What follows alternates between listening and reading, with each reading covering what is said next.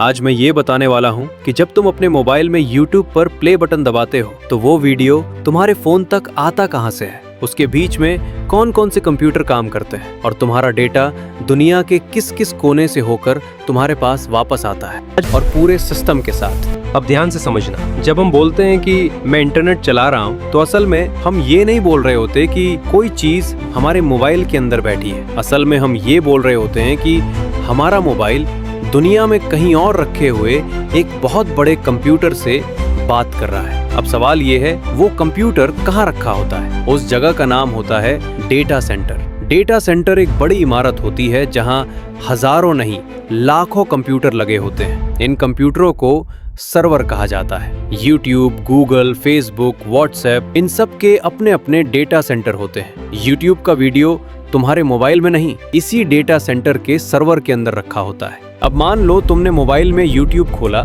और एक वीडियो पर प्ले बटन दबाया। प्ले बटन दबाते ही तुम्हारा मोबाइल सीधे वीडियो नहीं मांगता। सबसे पहले तुम्हारा मोबाइल पूछता है कि YouTube नाम की चीज असल में है कहाँ। यहीं पर आता है DNS, domain name system. DNS भी एक सर्वर होता है। इसका काम सिर्फ इतना होता है कि वेबसाइट के नाम को उसके असली पते में बदल देना। जैसे youtube.com को बदलकर एक IP एड्रेस में। IP एड्रेस का मतलब होता है कंप्यूटर का यूनिक नंबर। तुम्हारे मोबाइल को पता चल गया कि YouTube का सर्वर किस पते पर बैठा है। इसके बाद तुम्हारा मोबाइल अपनी बात सीधे उस सर्वर तक नहीं भेजता। सबसे पहले तुम्हारा मोबाइल अपने नजदीकी मोबाइल टावर से बात करता है। जिस कंपनी की सिम है, जैसे जियो, एयरटेल या नेपाल में एनसेल, NTC, वही कंपनी तुम्हारी बात आगे पहुंचाती है। इस कंपनी को कहते हैं ISP, internet service provider. Mobile tower सिर्फ लोहे का ढांचा नहीं होता, के अंदर भी कंप्यूटर लगे होते हैं। टावर तुम्हारे सिग्नल को लेकर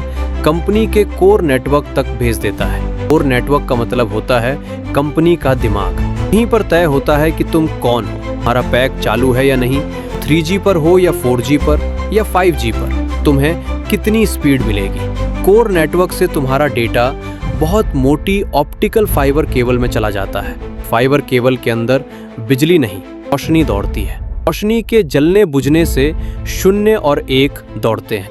इन फाइबर केबलों को इंटरनेट बैकबोन कहा जाता है। समुद्र के नीचे भी हजारों किलोमीटर लंबी फाइबर केबल बिछी हुई हैं, जो देशों को जोड़ती हैं। अब तुम्हारा डेटा इसी रास्ते से होकर YouTube के डेटा सेंटर तक पहुंचता है। यहाँ पर एप्लीकेशन सर्वर तुम्हारी रिक्वेस्ट को पढ़ता है, तो देखता है कि ये वीडियो CDN सर्वर पर रखा है। CDN का मतलब होता है कंटेंट डिलीवरी नेटवर्क। का काम ये होता है कि वीडियो की कॉपी तुम्हारे देश के नज़दीकी सर्वर पर रखी जाए। इसलिए भारत में बैठे आदमी को भारत वाले सर्वर से वीडियो मिलता है। सर्वर वीडियो को एक साथ नहीं भेजता, वो वीडियो को छोटे छोटे डेटा पैकेट में तोड़ देता है। पैकेट के ऊपर पता लिखा होता है कि इसे कहाँ जाना है। ये पैकेट वापस उसी रास्ते से फाइबर, कोर नेटवर्क, टावर से होते हुए सिग्नल बनकर तुम्हारे मोबाइल तक पहुंचते हैं। तुम्हारा मोबाइल इन पैकेटों को जोड़ता है, गलत पैकेट हटाता है और वीडियो चलने लगता है। अब यहाँ से 3G, 3G, 4G और 5G का असली फर्क शुरू होता है। 3G में डेटा भेजने की क्षमता कम थी, एक टावर कम लोगों को संभाल पाता था। इससे ही भीड़ बढ़ती थी, स्पीड गिर जाती थी। 4G में पूरा सिस्टम डेटा पर आ गया, कॉल भी डेटा, मैसेज भी डेटा, वीडियो भी डेटा। 4G टावर एक साथ कई सिग्नल संभाल सकता है, ये स्पीड बेहतर होती है। 5G में टावर और भी स्मार्ट हो गया।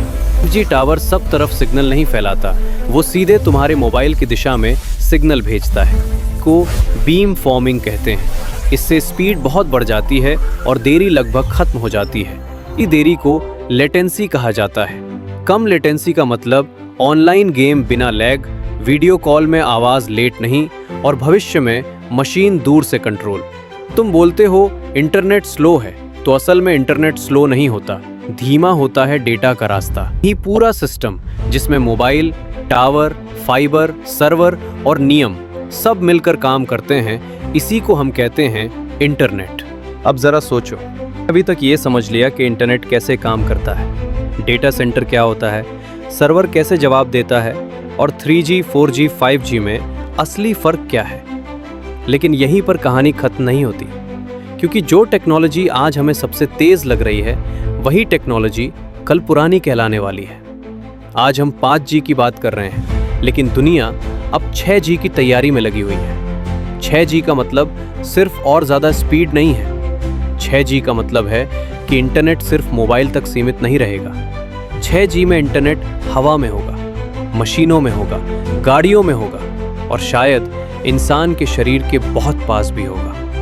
6G में डेटा सेंटर सिर्फ ज़मीन पर नहीं होंगे, बल्कि सैटेलाइट और स्पेस नेटवर्क भी इंटरनेट का हिस्सा बनेंगे। मतलब आने वाले समय में इंटरनेट सिर्फ चलाना नहीं पड़ेगा, इंटरनेट अपने आप हमारे आसपास मौजूद होगा।